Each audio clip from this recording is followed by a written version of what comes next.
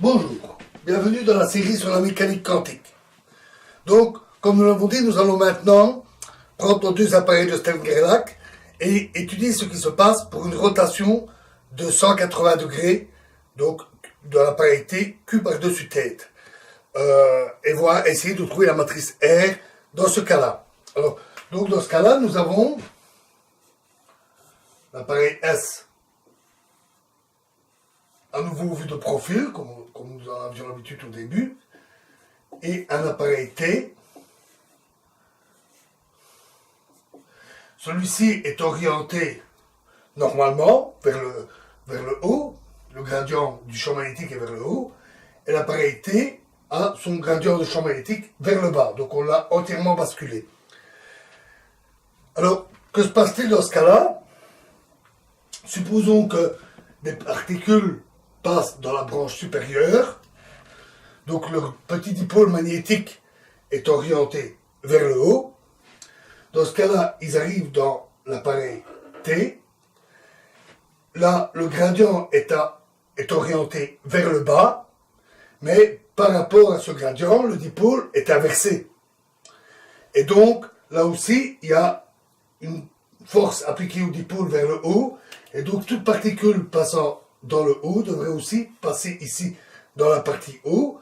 Ici correspond à plus, moins, et ici, puisque c'est basculé, à moins, plus.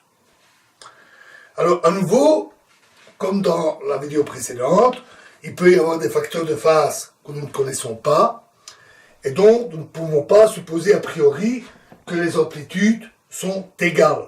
Donc tout ce que nous pouvons dire, c'est que C+, C'+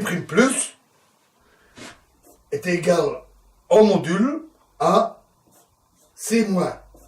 Les particules passent en dessous dans l'état T+.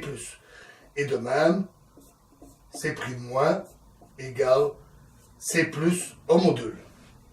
Donc il peut y avoir un facteur de phase quelconque, et donc la transformation générale, c'est C'+ égale EI bêta, bêta est un facteur de phase inconnu, fois C-, et C'+, égale EI gamma, un autre facteur de phase à trouver, fois C+. Alors, si on fait 2 tours avec l'appareil, donc on retourne complètement, on fait un tour complet avec l'appareil. Dans ce cas-là, quand on fait un tour complet avec l'appareil, peu importe comment on le fait, dans tous les cas, on a abouti à la même situation, un appareil qui a fait un tour complet, et on sait, on l'a vu, dans ce cas-là, qu'on a un changement de signe. Donc, si on regarde ce qui se passe pour 2 rotations de 180 degrés, on va avoir C'+ égale EI bêta C'-, c'est-à-dire, puisqu'on fait 2 rotations, EI bêta, EI gamma, C+. Et on sait qu'on doit avoir un changement de signe, donc ceci doit être égal à moins C+.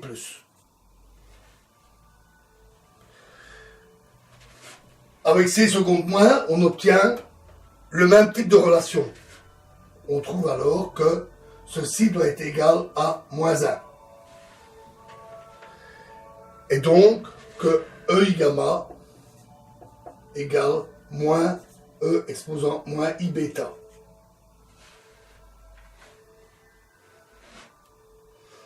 Donc, notre transformation prend la forme C'+ égale EI bêta C-, C'- égale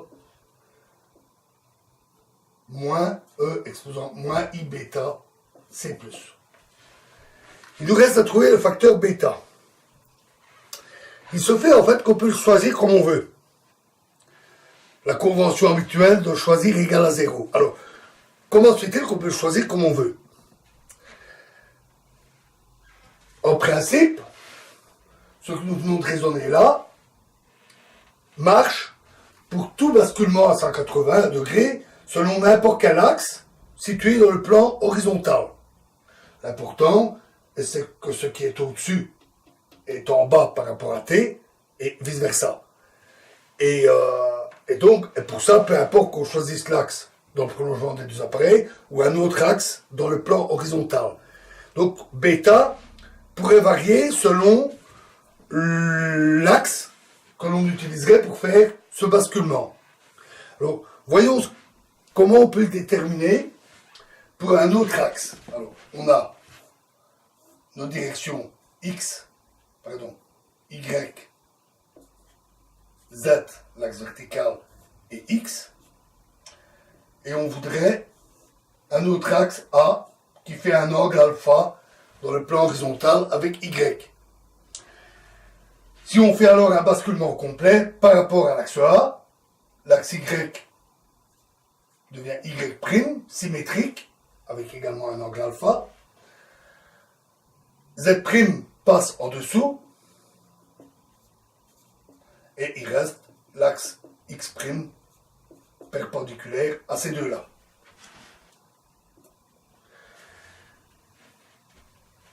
On voit facilement que ceci est équivalent à faire deux rotations successives.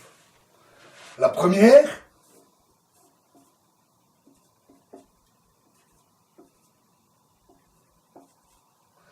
consiste à faire un basculement de 180 degrés autour de l'axe Y, c'est-à-dire ce que nous avons fait là. Donc on fait un tour de 180 degrés.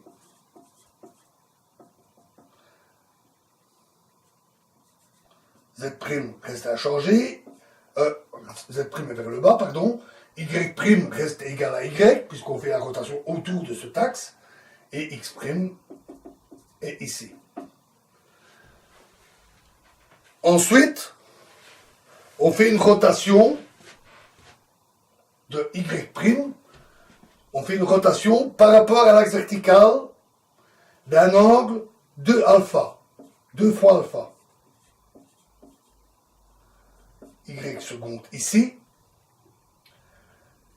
Z' est inchangé puisqu'on fait une rotation par rapport à l'axe vertical et X' bien sûr va bouger. Et on voit facilement donc que ici on a 2 alpha, on obtient le même résultat. Donc on peut décomposer notre rotation autour de l'axe A en une inversion comme ici et une rotation autour de l'axe vertical comme nous l'avions vu dans la vidéo précédente. Alors qu'est-ce qu'on obtient? Alors, si on regarde cette transformation-là, on doit obtenir C secondes plus égale E exposant I bêta A, la valeur de bêta liée à cet axe, à cette direction-là, C moins, et C seconde moins égale moins E moins I bêta A, C plus. Alors, voyons ce qui se passe maintenant si on fait nos deux rotations. Alors, pour la première, qui est la simple inversion au bas, par rapport à l'axe Y, nous avons déjà la relation avec bêta. Et pour la rotation d'un angle 2 alpha autour de l'axe Z, nous avons le résultat que nous avons vu dans la vidéo précédente. On doit avoir C seconde plus égale E moins I alpha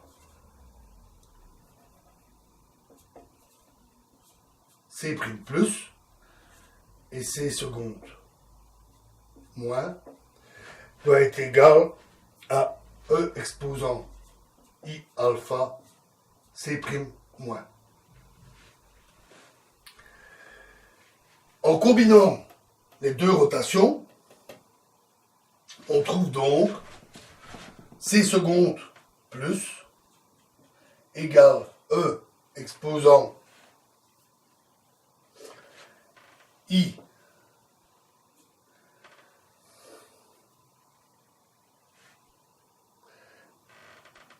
bêta moins alpha fois C moins, et C seconde moins égale moins E exposant moins I bêta moins alpha C plus. Donc on voit qu'on obtient le même résultat si bêta A est égal à bêta moins alpha. Donc on voit qu'effectivement, la valeur de bêta dépend de l'axe qui est choisi dans le plan horizontal.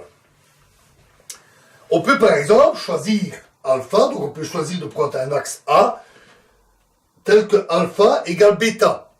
Dans ce cas-là, bêta A égale 0. Et l'axe correspondant, on peut toujours l'appeler Y. Et on peut disposer nos appareils le long de cette direction. Le choix des axes est arbitraire, et donc le choix de bêta est arbitraire. Et on peut donc choisir bêta égale 0. Et donc cela nous donne le résultat pour une rotation de 180 degrés autour de l'axe Y. On obtient C' plus égale C moins, et C' moins égale moins C plus. Un résultat très simple. Voyons maintenant une rotation de 90 degrés. Donc, on prend l'appareil T et on ne le bascule plus complètement par-dessus tête, mais on le penche, on le bascule de 90 degrés. Donc, on le couche sur le côté, comme nos appareils U dans la vidéo précédente. Alors, quelle est la transformation? Ben, cette fois-ci, le raisonnement, pour dire ça passe par la branche du dessus, la branche du dessous ne marche plus, puisque l'appareil est couché. Donc, A sépare les particules en haut et en bas, tandis que l'appareil S sépare les particules en haut et en bas, mais l'appareil T, lui, est couché, il les sépare à gauche et à droite. Impossible de dire dans quelle branche les particules vont passer, et même a priori, l'intuition dirait, mais c'est symétrique, donc ça devrait certainement être moitié-moitié. Mais ne faisons pas d'hypothèse, et considérons la transformation la plus générale possible. Dans ce cas-là, pour 90 degrés, on va avoir C' plus égale A C plus B C moins, et C' moins égale petit c C plus D C moins. C'est la transformation la plus générale qu'on puisse avoir, A, B, C, D étant des coefficients inconnus, éventuellement complexes. Donc ça paraît compliqué pour trouver 4 coefficients. Mais en fait, ça va être très simple. Parce que nous avons résolu le cas de 180 degrés. Et en faisant 2 rotations de 90 degrés, on bascule complètement l'appareil. Donc 2 rotations de 90 degrés reviennent au cas précédent. Donc, il suffit d'appliquer 2 fois la transformation. On obtient C seconde plus égale A C' plus B C moins, et on applique la transformation C à C'. On obtient des relations un petit peu lourdes, un petit peu longues, je ne vais pas les écrire ici. L'important, c'est qu'on obtient ainsi des relations pour C' plus, C seconde plus et C seconde moins, pour 2 rotations, et on sait que ça doit donner ceci. Et cela nous donne 4 équations avec 4 inconnus, notre A, B, C, D. Donc on obtient AB plus BD égale à 1, A carré plus BC égale 0. AC plus CD égale moins 1. Et BC plus D carré égale 0. Et ceci est suffisant pour résoudre. Alors, ça peut paraître compliqué.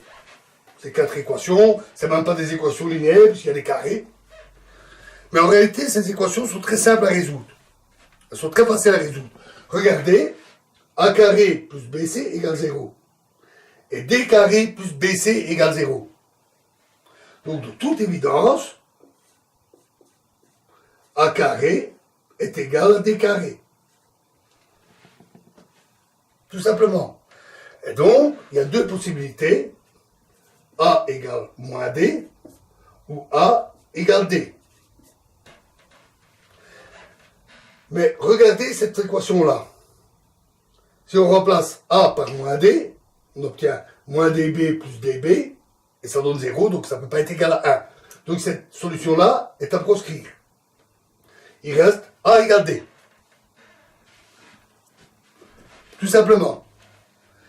Et si on remplace A égale D dans ces deux équations, on trouve tout simplement, pardon, si on fait A égale D dans ces deux relations, les deux ici, on obtient tout très facilement B égale 1 sur 2A et C égale moins 1 sur 2A.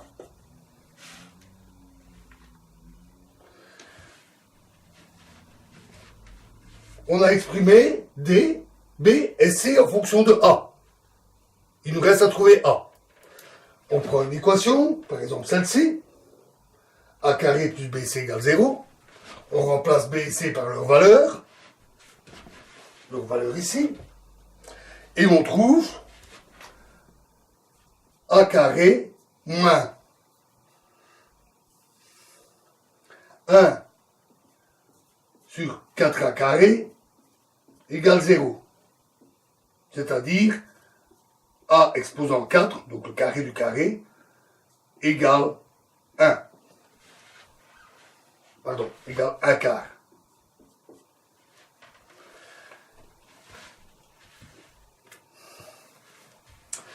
Alors, ça c'est élémentaire à résoudre. Il y a 4 solutions en nombre complexe. Alors, si on, je ne vais pas faire tout le détail du calcul, il y en a 2 qui donnent un déterminant égal à 1, et les 2 autres non. Si on met la matrice R sous un format standard, déterminant égal à 1, comme nous avions vu, alors on choisit une de ces 2 solutions. Et on peut choisir la solution A égale 1 sur racine carrée de 2. L'autre solution, qui donne un déterminant égal à 1, A égale moins 1 sur racine de 2. On voit que B, C, D changent de signe, tout comme A. Et donc ça équivaut à une rotation de 360 degrés. Et comme on parle d'une rotation de 90 degrés, ça équivaut à une rotation de 270 degrés. Donc on va choisir A égale 1 sur racine de 2. Et donc on trouve nos solutions. C' plus égale 1 sur racine de 2. Donc les solutions pour une rotation de 90 degrés. C plus C moins. Et C' moins égale 1 sur racine de 2. Moins C plus C moins.